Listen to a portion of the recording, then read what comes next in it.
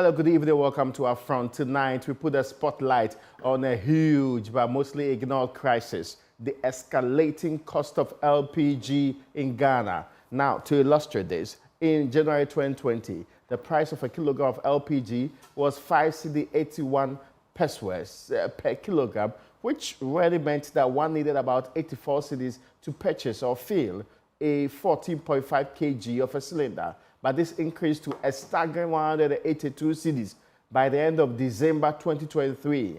Now, as of last month, some outlets were even charging up to 230 cedi for the same cylinder.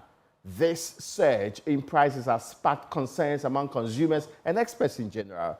But how did the product that used to be subsidized become this expensive? And why are we piling more taxes on the product? Joining me tonight with answers is the Vice President of the LPG Marketers Association of Ghana, Gabriel Kumi. You're welcome, sir, to our front.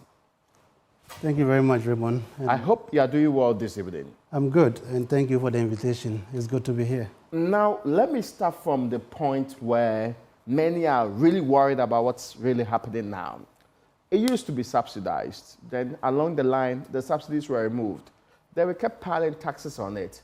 But how is it that a product that used to be subsidized is now so expensive that many are complaining about not being able to purchase it?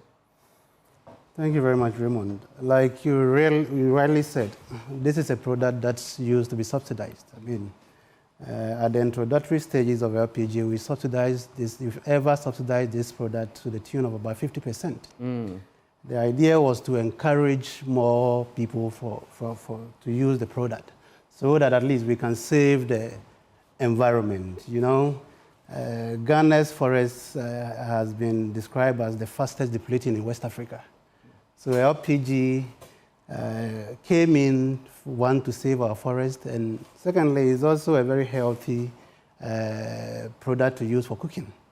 So initially, we were heavily subsidizing the product. We subsidized it to around 2013, 2014, when consumption started growing. And in 2013, government felt that the subsidy is paying for consumers was becoming too much. So government was no longer going to find money to cushion consumers. So government took itself off the subsidy of the product, and we went full cost recovery. We did that to somewhere 2015, when the price of crude oil came so low to less than about $30 per barrel. We felt that was a time for us to really capitalize on the low cost of the product and push as many as possible Ghanaians to use the product. But unfortunately, around that time, we saw a lot of taxes being heaped on the product. That was the time we had taxes like the special petroleum tax and a whole lot of taxes. After 2015, crude oil's price started going up. And because you have a constant tax on the product, when the crude oil price started going up, it was pushing the pump price. Okay. And it pushed it to a height that we are witnessing now. Indeed, LPG consumption was growing on the average at about 16% till about between 2007 and 2016. We were growing at an annual rate of about 16%. But I think around 2017, 2018, crude oil price kept moving up, and that really pushed up the pump price. And that is where we had some stagnation in growth around 2018, 2019. In fact, we hit the peak in 2020, 2021. That was when we recorded the highest consumption of LPG in Ghana. After that, we didn't stop there. We kept putting taxes on the product. And after 2021, we saw a sharp decline in 2022. In fact, in 2022, we went down by about 12%. And since then, we have not recovered to the 2020-2021 consumption rate. So basically, we were growing, then taxes came in, crude oil prices started going up, and now we've gotten to a stage that crude oil prices hasn't stopped going up. We still have a lot of taxes on the product, and we keep piling taxes and levies on the product. Now, on a NILMA sheet, what percentage of the pricing build-up is just taxes and levies alone? As we speak now, I think about 22% of the price you pay per kilo of LPG is made up of taxes. I'm asking this question because some time ago, your group was up in arms with government over reduction of taxes. In fact, you were out there. You were basically, sometimes you even grounded, what's the name of the tankers, because of a similar concern and others related to it. How come you and government now are imposing further taxes on this product? And I'm saying you and government because I'm talking about the imposition of the $80 per metric ton tax on the LPG. First and foremost, what is that supposed to be for? Raymond, I disagree with you a bit when you say we have connived with government to put taxes on LPG. The LPG Marketing Companies Association, I'm sure you have been following our activities, and for the past 6 years, in fact 7 years, we have consistently and persistently called on government to remove taxes on LPG. Because we believe it doesn't make sense to put tax on the LPG. This is a product countries like Côte d'Ivoire are subsidizing to the tune of about 20-25%. Just neighboring? No. Just our neighboring Côte d'Ivoire. They are subsidizing the LPG. And in fact, when I spoke to my colleague there about some few weeks ago, when this $80 came and I spoke to a colleague of mine there, he didn't believe it because he said their association have written to government to increase the subsidy on LPG in Côte d'Ivoire. So LPG is cheaper in Côte d'Ivoire than Ghana? Far, far. In fact, Ghana's LPG currently is one of the highest in the world. Ghana's LPG price is one of the highest, not in West Africa, not in Africa, but in the whole wide world. Ghana's LPG, if you are looking at the countries that charges the highest pump price for LPG, Ghana is one of them. Okay? So we have been very, very consistent and persistent about the need for us to take off these taxes. You see, the irony of the situation is that in 2019-2020, government set an objective to increase consumption of LPG from the then 25% penetration level to 50% by the year 2030. We applauded government and said, look, this is a laudable objective to set. But you can't eat your cake and have it. LPG is a product with a very high price sensitivity. It's highly price sensitive. So any single pesewa that you put on the price of LPG goes a long way to reduce consumption. So when that objective was set, that is when the call for us to take off taxes on LPG really, really began. Because we told government, look, yes, you have set such an objective, but it will be counterproductive if at the same time you are putting taxes on the product whose consumption you want to increase. LPG is not a luxury product. It's not the product for the bourgeoisie that when you want more patronage, you increase taxes and make it more expensive so that those who want to buy and associate themselves with those kind of expensive products. LPG is a product for the ordinary Ghanaian like you and I. The only way you can increase consumption of LPG is to take measures to bring down its price. So you can attract a lot more people into the consumption net. So we can now help government achieve its own objective. But we see government acting contrary to its own objective. You set such an objective, and at the same time, you keep piling taxes. You kept taxes on this product. These taxes have been kept. In fact, when I say government, it's not even about the current government. Because indeed, most of the taxes placed on the product was placed by the NDC government in 2015. Oh, I see. And Esla time. Exactly. And MPP came, they've also continued, added some more.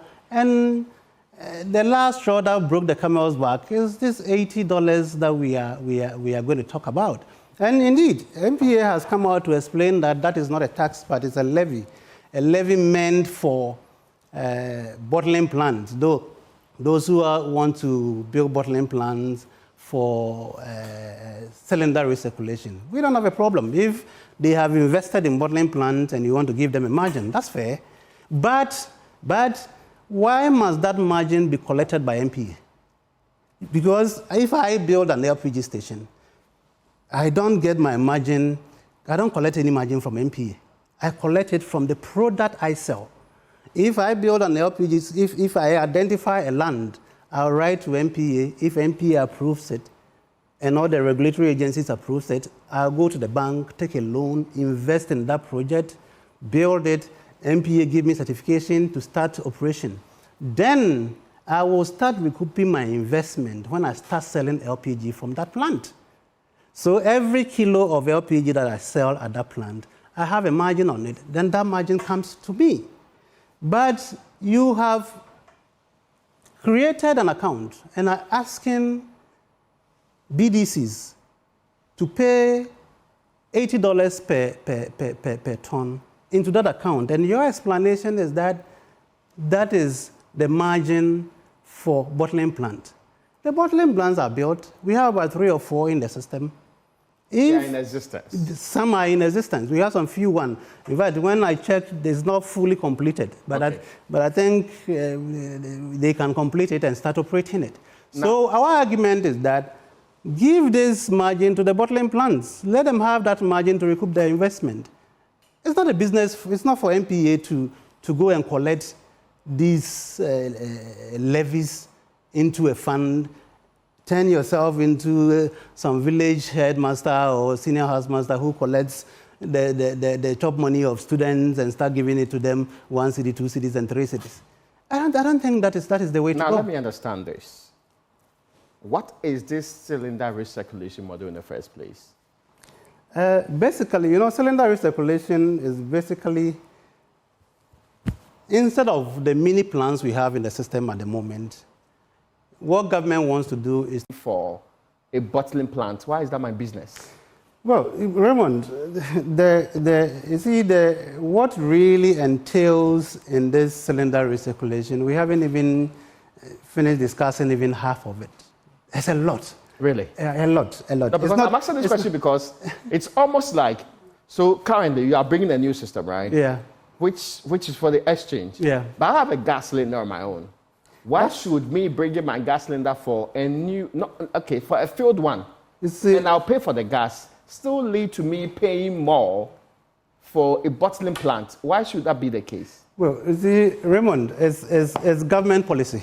Okay. The introduction of this cylinder recirculation. Which is being done in tandem with your industry. Exactly.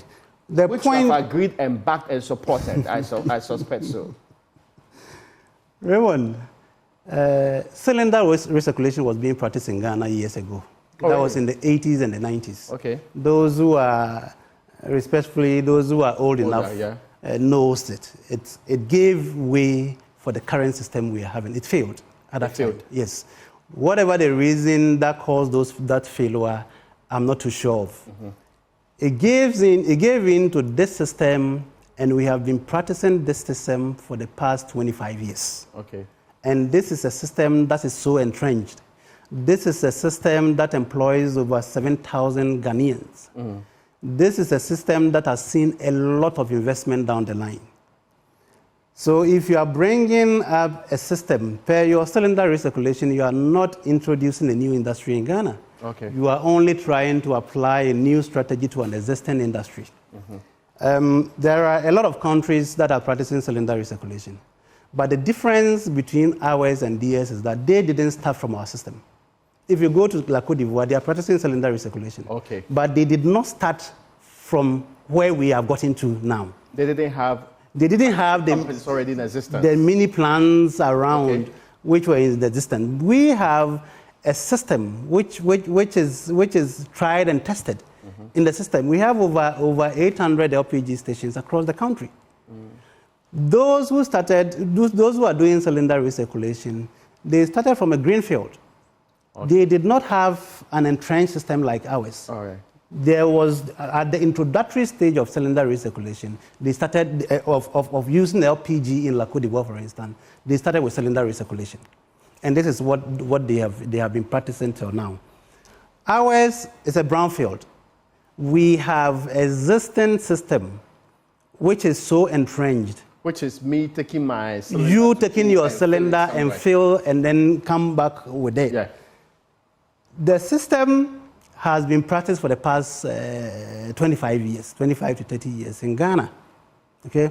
Now, we have over 5 million cylinders which are owned by Ghanaians, which are owned by consumers already in the system. We haven't even spoken about how are we going to dislodge consumers of these 5 million cylinders. Because look, the cylinder, you see, there are people's properties. Yeah. Yes. If you go to the villages, they count the cylinder as an asset. Yeah, okay. So how are you going, because per cylinder recirculation, you are not supposed to own a cylinder. Mm-hmm. Every cylinder is supposed to be owned by the system. So they will take my cylinder? Yes, they will take your cylinder. And pay me for it? Well, we haven't even gotten there. We don't even know how that is going to be done. But for cylinder recirculation to be very successful, you first need to dislodge consumers of ownership of cylinders. Okay, so you have to take all of our cylinders? You have to take it.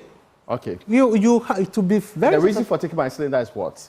That every cylinder should be owned by government or any bottling company. Exactly. Because if you own, like I said, per cylinder recirculation, you are supposed to have one cylinder, go to the exchange point, pay for the content, and take another. Okay. So nobody owns the cylinders. The cylinder being given to you is for either the bottling plant or for government or for whatever. Okay. But we have consistently said that the 800 stations that we have in Ghana were built through no direct support of government, any government. Okay. It took the indigenous ordinary Ghanaian to expand LPG to every corner of this country through this system of building mini plants. So yes, cylinder recirculation, one of the advantages of cylinder recirculation is it can easily make the product available. That, to be fair, that is it. But availability does not guarantee consumption. The fact that the product is available does not mean that consumers are going to consume it. If you go to the northern part of Ghana, for instance, there are a lot of LPG plants that are collapsing because of lack of patronage. I'm sure MPA has... People are not buying. People are not buying. The product is there, the plant is there, people are not buying. So these stations are collapsing. If you go to... I'm sure MPA has a data of LPG plant. They should go to that data and check those in the northern region, which are the active ones.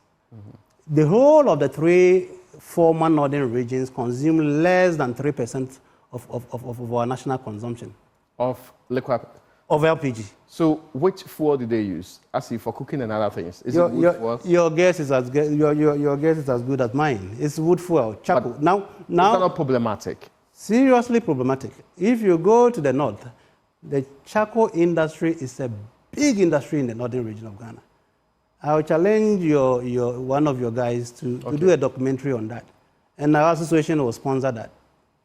If you go to the north and you are driving through the villages and you see a pile of charcoal, heap of charcoal, ready, waiting for trucks to be cut to Kumasi and to Accra, your heart will lose a bit.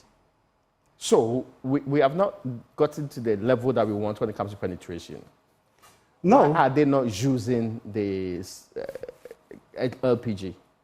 They are not using the LPG just because they can't afford it. Oh, okay. Yes. Is it because of the most recent increments or the impending taxes or already it's an expensive product? It has become, let me say, it has become expensive. Okay. Since 2018, 2019, LPG has become very, very expensive. Okay. As recent as 2020, we were buying LPG at 5 cedis per kilo. Now we are buying it at 16 cedis per kilo. Over 200% increase within 4 years. Okay. The product is so expensive in Ghana to the extent that now LPG is bought in tot. If you go to any typical LPG station in Accra, Tema, and Kumasi, over 60% of the people who goes there are not able to fill their cylinders because the product is too expensive. they will be holding the bottle, mommy 50, mommy 20, give me 30, give me 40. So it's purely an issue of affordability. That is why consistently, yes, availability is good, but if you cannot afford the product, no matter how much is available, you can never use it. That is why consistently we have made a call that the best way to tackle LPG consumption, the best way to increase consumption of LPG is to take measures to bring price of the product down. If you don't do that, you can recirculate cylinders to every hamlet of this country. You can never achieve any increment in consumption. But this cylinder recirculation is not to improve consumption, is it? Well, that is one of the objectives of MPA. According to MPA, that's one of the objectives, to improve consumption of LPG. Would they ever phase out this $80 per metric ton? Is it a tax in the interim? Let's say for the first few months, and they'll say later on now, the plants are built, so let's move on with our lives. Well, I think MPA will be in the best position to explain this, because we saw that about a month ago, about 4 weeks ago, and we raised objection to it. We wrote to MPA to consider removing those things from the product. We are yet to receive a response from them. We are waiting till the end of this month to see how MPA react to the letter we sent to them. But we've heard explanations from them that this is justified because people are making investments in the area, and they ought to have some way of cushioning for their investments in the sector. Perfect. Nobody, I mean, anybody who has invested in the sector should have a way of recouping it. But like I did ask, they have built their plants to bottle LPG and sell. Let that, margin go to whatever LPG they are going to sell, so that they can recoup their investment through that. So, but in this case, we should put in the price build-up. But in this case, yes, because the LPG plants that you see around, the mini plants, our margins has already been factored into the price build-up. Yes. Yes. So when we sell LPG, we get our margin. So we should introduce another margin line that says for bottling plants, and this is the amount involved. That's right. But that's still a burden on the consumer, isn't it? This is even the worst burden on the consumer, because this one, what even makes this $80 worse is that it's in dollars.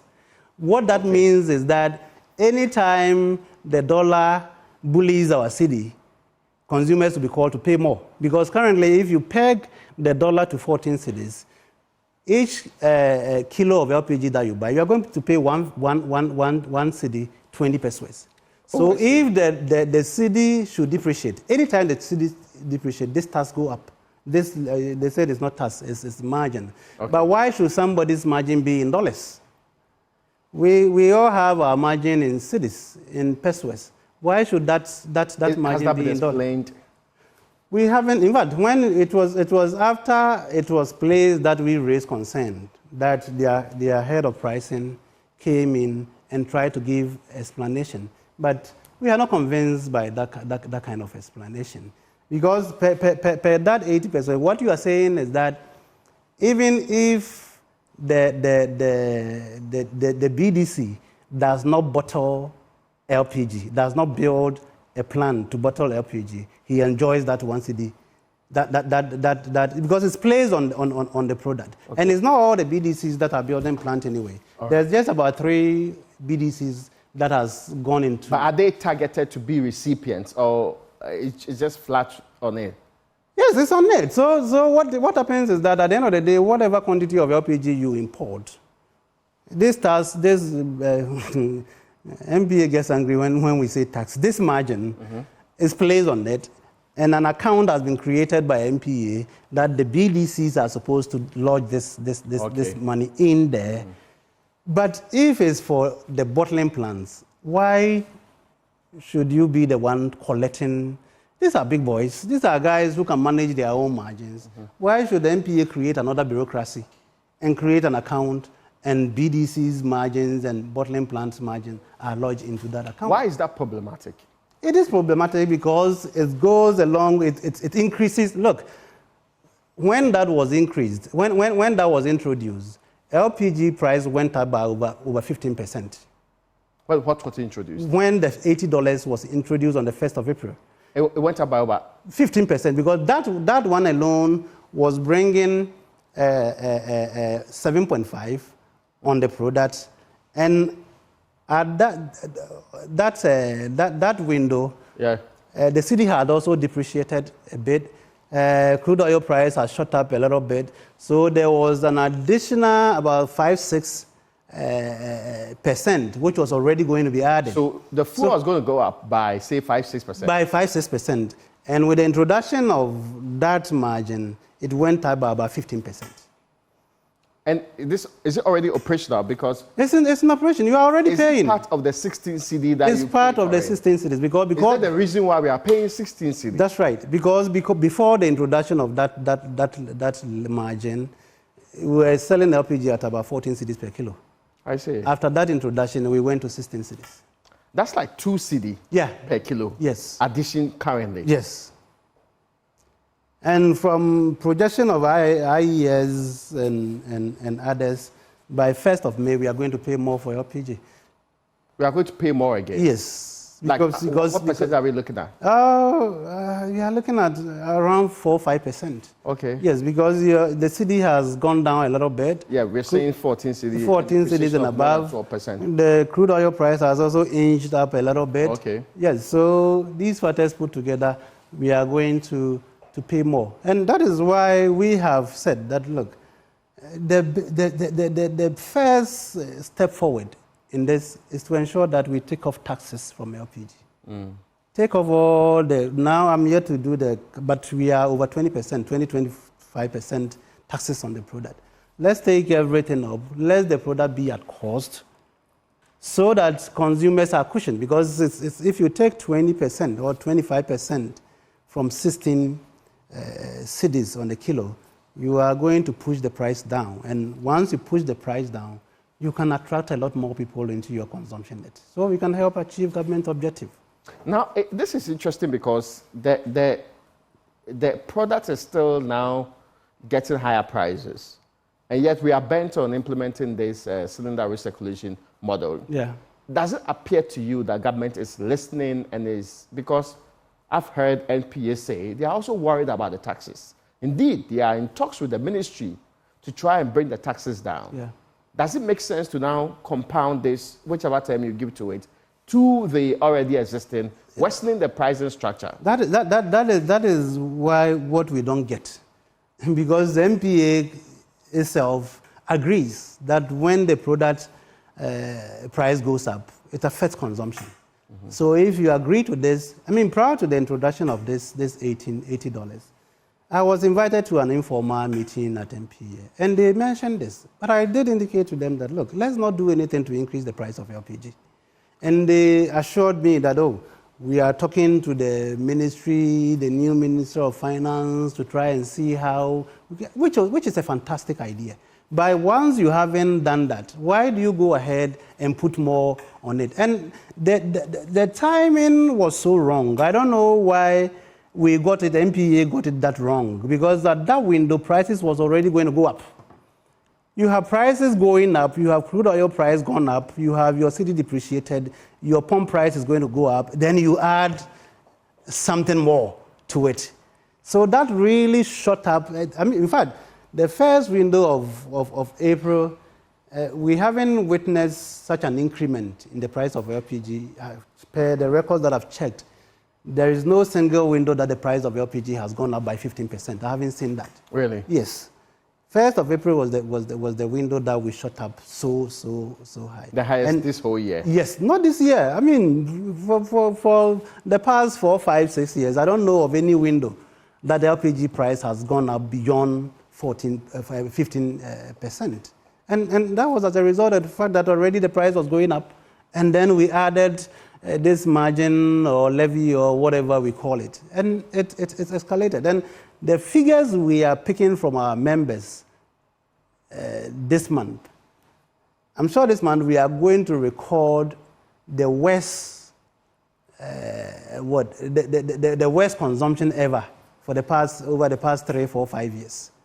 So this is going to escalate the problem further. We are going forward, we are still going to dip in consumption. And I think it's about time government stand up to this and take measures to remove all these taxes. If we can't subsidize like other neighboring countries are doing, let's at least take out the taxes and then leave the product at cost. BDC premium on LPG was supposed to go down. In fact, the NPA said they have been in talks with them. They've actually gotten them to make some concession in that area, which is better cushioning, even though this is being introduced only. So how come you still say that 2 cedi was added to it, and this has been some of the highest we have seen? You know, one of the justification NPA gave for putting this $80 was the fact that they had introduced a bidding process on the procurement of LPG. What that simply means is that formerly, all the BDCs used to bring their own products, and they were bringing 3,000, 2,000. They were not able to bring it in bulk. It makes it expensive. So they are introducing a bidding process which allow one BDC to bring in a bigger parcel and share to other BDCs. And that process was going to save us about $70 on a ton. We really applauded NPA for that because we thought that was an excellent move. That was one of the moves that can really bring down the price of LPG. Yeah, because if you're getting to go down by 80 and it's going to go down by 70, yeah, the difference is just about $10. Unfortunately, that 70 that they promised that they were going to save is not even reflecting on the prices that the BDCs put out. So the 70 is already there, and we have added 80. So it's not. It didn't take any effect. We didn't see any sign of the 70 that NPA has talked about. We only wake up when you check the quotations from the seaboard. You see that $70 reduction that we were expecting, it never came. Okay. So we don't know whether that is being put in another fund or wherever that is. We can't find it. So in fact, we made some calls to NPA. Okay. And they admitted that it has not reflected. So we are urging them to ensure that that reflects in the price the BDC sell to us. So we can also pass that saving on to our consumers. Would you stop the agitation and complaints if that is effectively done? The reduction in the BDC premium, if you get the $70 per ton reduction here, would you think, well, then it's just $10, so we can accept it? In fact, we can't accept any tax on LPG. Okay. We will forever, we have been saying it for the past 6 years, 7 years, nobody is listening, but we know one day, somebody will see the sense in the argument we are making and take off taxes from LPG. Because it simply doesn't jive. That you have a product, a daily product, a consumable like LPG, a mass product like LPG, that you want to improve its consumption. And what you do is rather take measures to increase its price. It doesn't work that way. NPA itself knows very, very well. Look, last week when I came here with their head of pricing, he made a statement that last year, 2022, when we had some a sharp rise in the price of petroleum products, that is the reason why LPG consumption in 2022 dropped. That is an admission of the fact that when price of the product goes up, consumption suffers. It's as simple as that. So we are appealing to government. We will consistently, look, this is the only local industry we have in Ghana. The LPG downstream is 100% local content.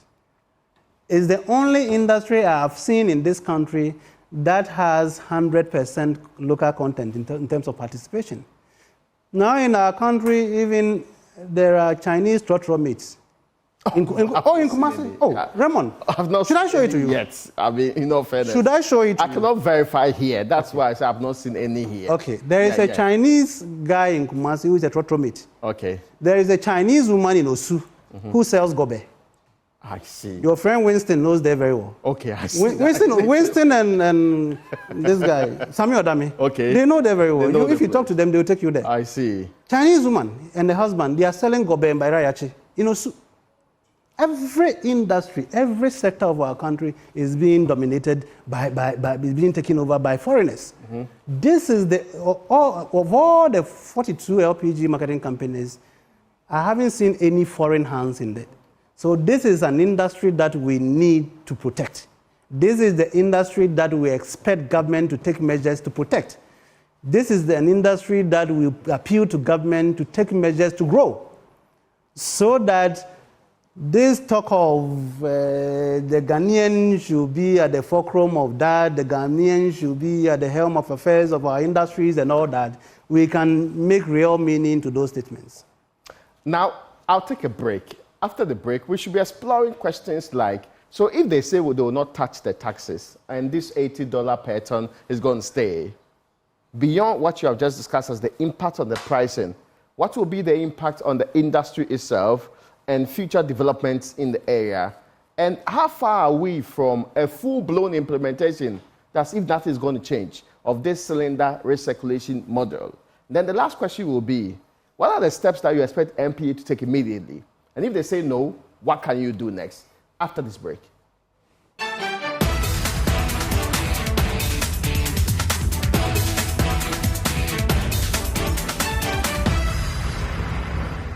You're welcome back to UPFront. My guest tonight is the Vice President of the LPG Marketers Association of Ghana, Gabriel Kumi. We're having a conversation on why your LPG is expensive. And for the 14.5 kg that I buy, it's now around 232 cedi.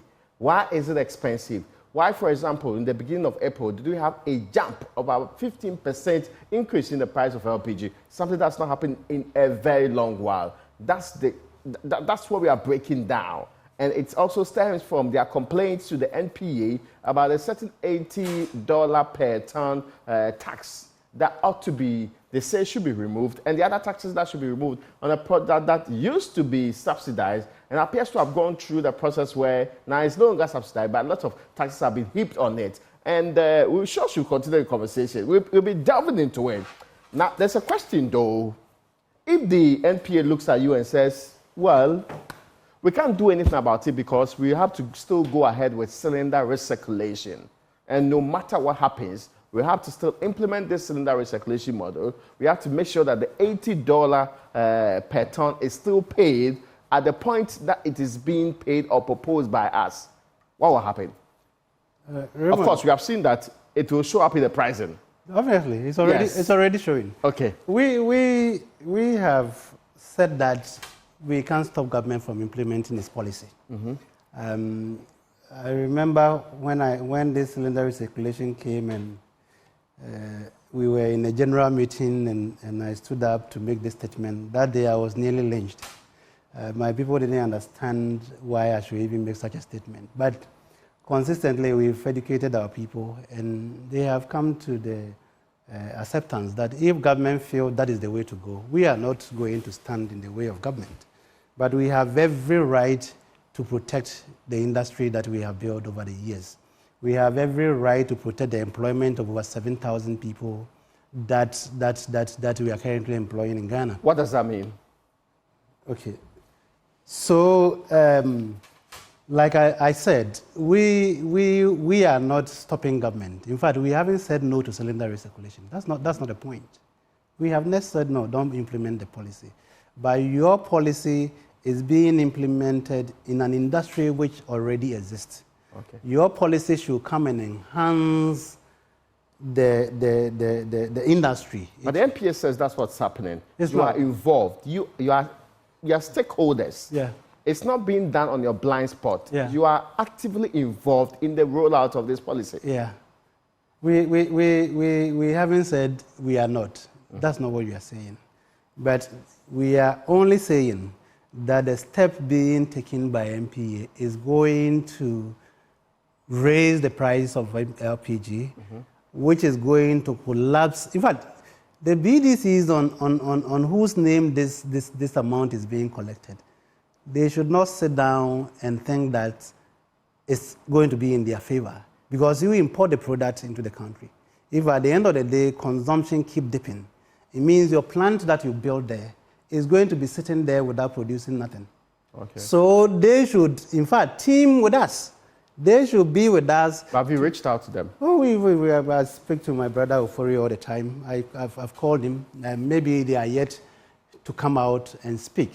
But talking to some of the BDC individually, they are not happy about what is going on. They are not. Maybe they haven't voiced out yet, but I'm sure eventually they are going to voice out, because this is not in the interest of the entire industry. A decline in consumption means your plant you are building there will have no work to do. And this is multi-million-dollar plants you guys are building.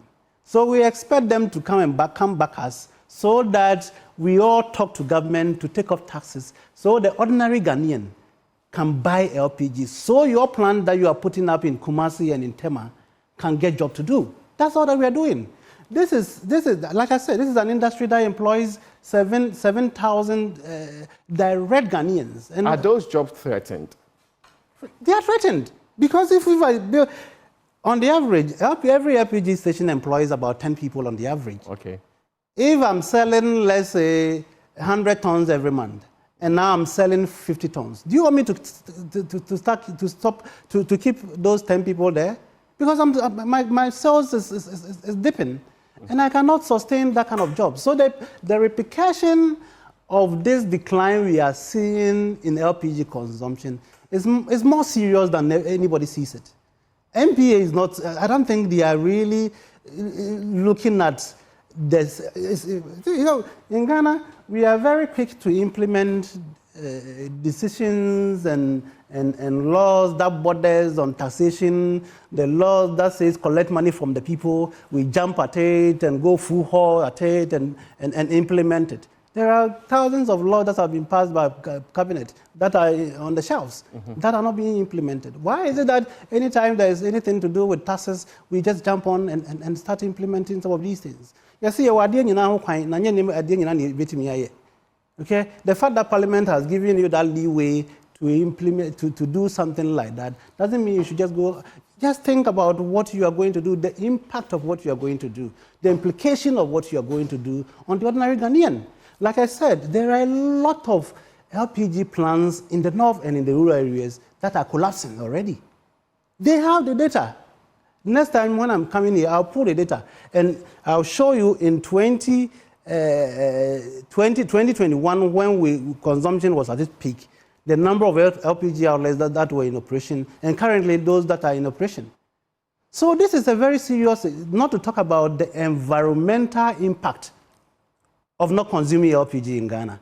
LPG is the only product that cabinet singled out of all the petroleum products. LPG is the only product that cabinet, His Excellency the President and his cabinet singled out and say, look, we want to double consumption of this product. Ask why they did that. There is every wisdom in taking that decision. But after setting such an objective, you need to take measures that will help all of us, that will help the country achieve that objective. Now, it's quite interesting how you put the impact it will be on people. Should consumers expect higher prices consistently? Because already it's going up. Already we are feeling the pinch of it. Yeah. This is not just about LPG. The other fuels too are also having skyrocketing prices. Yeah. Should we expect more of these, or there will be a Hail Mary along the line? I don't see that happening. Not until government decide that, look, I have singled out LPG and I want consumption of LPG. Government did not say we should double consumption of petrol. Neither did they say we should double consumption of diesel, not even kerosene, which is used by rural folks. He singled out LPG in 2019 and said, Ghana, we want to double consumption of LPG in Ghana. Okay, so not until government take measures to remove the taxes. In fact, we will even call for a situation where government will find some resources to even subsidize LPG, so that the rural folks can buy LPG and stop cutting down the woods. So, as we speak now, look, our forest is depleting. Galamsey has taken half of it. Mm-hmm. The only product we can use to save our forest is LPG. Why is it that government was producing what do you call it, cylinders and distributing to Ghanaians for free? Because they want to encourage consumption of LPG. How do you encourage consumption of LPG? By raising prices. The two does not work. Okay. The only way you can engender consumption of LPG is to bring down prices. Now LPG is being consumed by the elite. If you take, it's only the middle class and upwards that are able to consume LPG. If you take the lower middle class downwards, nobody is able to buy the product because they have been priced out of that product. So we will continue. This is not a call we are going to stop today. This is not a call we are going to stop tomorrow. We are going to consistently call on government to insist that government take out at least in three, they say if you can't subsidize LPG, at least take measures and take the taxes from the product so that the price of the product will come down. So my mother in Sumiani Tanoso can buy LPG and use and save the forest. Government is going around planting trees and millions of trees every year. If we don't push consumption of LPG up, all those trees will be cut for firewood and for wood fuel. The current system we have, look, there has been talks like everybody is going cylinder recirculation, so we should also go cylinder recirculation. Everybody's circumstances is different. This is Kwame Nkrumah Ghana. This is J.A. Kufuor Ghana. Can't we have a system that we own and say this is the Ghana system? Let others come to us and learn. People from Nigeria, look, I particularly have been invited to come to Nigeria and give a lecture on the system we practice in Ghana. I see. Nigerians are coming to Ghana to buy our tanks and take to Nigeria. They are practicing cylinder recirculation. They are not seeing top there. So this is a system which is good. That when we build on, that when we perfect, look, MPA has done very well to improve the safety of LPG stations. I'll give credit to them. They are consistently on us. And every year, we spend between $7,000 to $10,000 on safety at the LPG station. Because that's a matter they have raised before. Yes. They say it's because of the safety of these stations that since Atomic in 2017, have you heard of any major explosion in Ghana? Kenya is practicing cylinder recirculation. 2 months ago, do you know what happened in Kenya? I'm sure you heard it. The explosion is even more, it's bigger than what we witnessed so cylinder recirculation is not explosion free. Beyond the NPA, which other grouping are you talking to? We have, look, when we write our letters, we make sure that we distribute it so widely for everybody that matters in this country to know the plight of the LPG industry in Ghana, so that if they will take measures to do something about it, they do. Did you give them timelines? We are not going to threaten anybody and give anybody timeline, but we have our program. We are giving ourselves up to the end of the month to get a response from MPA. If we don't get a response, we have other measures that we are going to take to ensure that we save the industry. Like what? When we get there, I'll come here and I'll discuss that with you, Raymond. Gabriel Kumi is the Vice President of the LPG Marketers Association of Ghana. Many thanks to you, Gabriel, for joining us in studio, and also you out there for joining this conversation on the price of fuel, specifically the liquefied petroleum gas.